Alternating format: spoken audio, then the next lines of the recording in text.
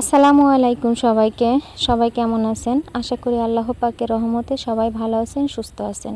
আলহামদুলিল্লাহ, আমিও আমার পরিবারকে নিয়ে অনেক ভালো আছি। মুসলিমা ভিলেজ ব্লগে আবারও ছোট্ট একটি নতুন ভিডিও নিয়ে আপনাদের মাঝে চলে এলাম। আমার এই ছোট্ট ভিডিওটি স্কিপ না করে অবশ্যই সম্পূর্ণ ভিডিওটি দেখবেন। আশা করি আপনাদের কাছে অনেক ভালো লাগবে। আর যারা যারা আমার চ্যানেলে নতুন তারা অবশ্যই আমার চ্যানেলটিকে সাবস্ক্রাইব করে পাশে থাকা বেল বাটনটি অন করে দেবেন। তো যাই হোক, আজকে আমি আপনাদের সাথে আমের আচার রেসিপি শেয়ার করব। আজকে কোনো আমার সংসারের কাজকাম শেয়ার করব না। তো এই যে আমি আমার সবগুলো আম এক এক করে ছিলে নিচ্ছি, তারপরে এগুলোকে 4 ফালি করে কেটে নিব। তো জানি না ছিলতে তো খুব ভালোই লাগছে, কাটতে যে কেমন হবে। গতকালকে একটা আম কাটছিলাম, সেটা কাটতে যে আমার হাত কেটে যাওয়ার মতো হয়ে গেছিলো, প্রায় অনেক শক্ত হয়ে গেছে, ভিতরে আঠি হয়ে গেছে। হ্যাঁ, যার কারণে কাটতে খুব বেশি কষ্ট হচ্ছে। তো দেখা যাক কি কেমন হয়। তো এই দেখেন, আসলে এতটাই কষ্ট হচ্ছে যে আমার পুরো 2টা হাত ব্যথা হয়ে গিয়েছে। আর এটা হচ্ছে লাস্টের আমটা, যার কারণে আমার হাত 2টা কালো হয়ে গিয়েছে। তো দেখেন হাতটা কি পরিমাণ কালো হয়ে গিয়েছে। তারপরে এই যে আমি সুন্দর করে কেটে কুটে গুছিয়ে নিয়ে এখন এগুলাকে ভালোভাবে পরিষ্কার পানিতে ধুয়ে নিব।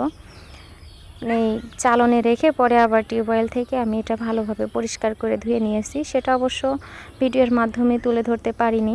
তো যাই হোক, তারপর আমি আমগুলোকে ভালোভাবে রোদে শুকিয়ে নিয়েছি। আর রোদে শুকিয়ে নিলে নাকি আমের আচারটা অনেক ভালো থাকে আর অনেক দিন সংরক্ষণ করা যায়, যার কারণে আমি আমগুলোকে ভালোভাবে ছাদে রোদে শুকাতে দিয়েছিলাম। তো ছাদ থেকে নিয়ে আসে তারপর আমি আমের আচারটা রান্না করব। তো দেখেন আমগুলা প্রায় শুকিয়েই এসেছে। আমি অনেকক্ষণ আগে ছাদে রেখে আসছি, তারপরে উঠে ভাবছি যে আপনাদেরকে একটু দেখাই। তো দেখেন আমার ছাদের সাথে দুইটা না 3-4টা মেহগনি গাছ আছে। আর এই গাছের ছায়ায় ছাদের পাড়ে এসে বসতে কিন্তু অনেক ভালো লাগে। আর আমার বাড়ির সামনে রাস্তাটা নতুন করে আবার হচ্ছে। অনেক দিন আমরা ভোগান্তিতে পড়েছিলাম, এই রাস্তা দিয়ে যাওয়া আসা করা খুবই কষ্ট ছিল। তো এখন এই যে পিচ ঢালাই দিবে আর কি, রাস্তা এখন পিচ ঢালাই দিলে হয়ে যায়। তারপর আমি নিচে নেমে এই যে মশলাগুলো রেডি করে নিচ্ছি। এখানে আমি নিয়েছি হলো জিরা, তারপর হচ্ছে মৌরি, শুকনা মরিচ, আর আস্ত ধনিয়া আর পাঁচফোড়ন, এগুলো আমি হালকা করে টেলে নিয়েছি। তো এই যে তারপর আমি ব্লেন্ডারে ভালো করে ব্লেন্ড করে নিব। দেখেন কত সুন্দর ব্লেন্ড করেছি। এখন আমি আমের আচারটা রান্নার জন্য আমার মাটির চুলায় চলে যাব।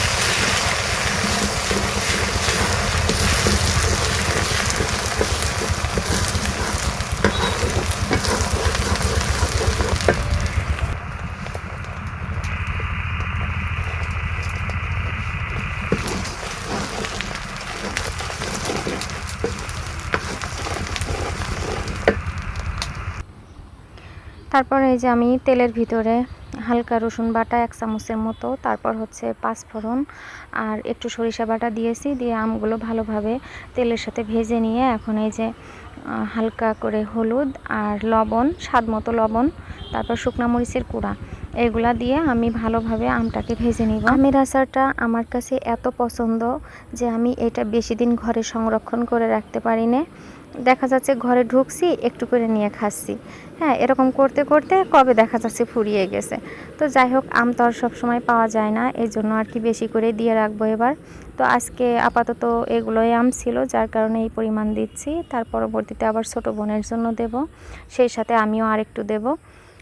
তো এই যে আমি বকবক করতে করতে আমার আমগুলো প্রায় ভাজা হয়ে যাচ্ছে। তো এই আম কিন্তু ভালোভাবে ভেজে নিতে হবে, মশলার সাথে। যাই হোক, আমটা সিদ্ধ হবে মশলার সাথে, ভালোভাবে সিদ্ধ হলে পরে আমের স্বাদটা অনেক বেশি ভালো লাগে আর কি।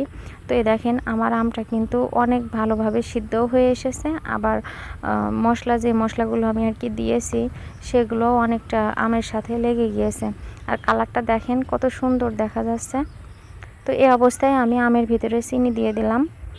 তো চিনি দিলে পরে আমের কালারটা হয়তো বা একটু লাল হয়ে যাবে, কিন্তু গুড় দিলে বেশি ভালো হয়। গুড় দিলে পরে কালারটা একদম খয়েরি কালারের মতো আসে, ওইটা দেখতে বেশি ভালো দেখা যায়। তো আমার কাছে ওরকম গুড় নাই, গুড় আছে তবে যে দানাওয়ালা গুড় ওইটা নাই আমার কাছে, ঝোল গুড়, এজন্য আর কি ওইটা দিলাম না, চিনি দিয়েই করছি। তো এই যে আমি চিনি দিয়েছি, মানে পরিমাণে ভিডিওতে অল্প একটু দেখা যাচ্ছে, কিন্তু আমি আর একটু দিয়েছি অফ ক্যামেরাতে। তারপরে এই যে আমার চিনি গলে আমের সাথে এখন পানি পানি চলে এসেছে, আর এটা কিন্তু আম সিদ্ধ করবে এখন। তারপর আমি আমের ভিতরে দিয়ে দিচ্ছি ভিনেগার। আমার এখানে প্রায় 2 কেজির মতো আম, এজন্য আমি এখানে 4 মুটকি ভিনেগার দিয়েছি, মানে ভিনেগারের বোতলের যে মুটকি থাকে ওই মুটকিতে 4 মুটকি আমি ভিনেগার দিয়েছি। তো দুঃখের বিষয়, আমি যে ব্লেন্ডারে টেলে রাখা মশলা ব্লেন্ড করে আপনাদেরকে দেখালাম, সেই মশলাটা কিন্তু আমি ভিনেগার দেওয়ার পরে দিয়েছি। তো আমার ফোনে চার্জ ছিল না, মানে ভিডিও হচ্ছিল না, যার কারণে আমি দেখাতে পারিনি। তো আমার আজকের ভিডিওটি এ পর্যন্তই। সবাই ভালো থাকবেন, সুস্থ থাকবেন, আমার জন্য দোয়া করবেন। আল্লাহ হাফেজ।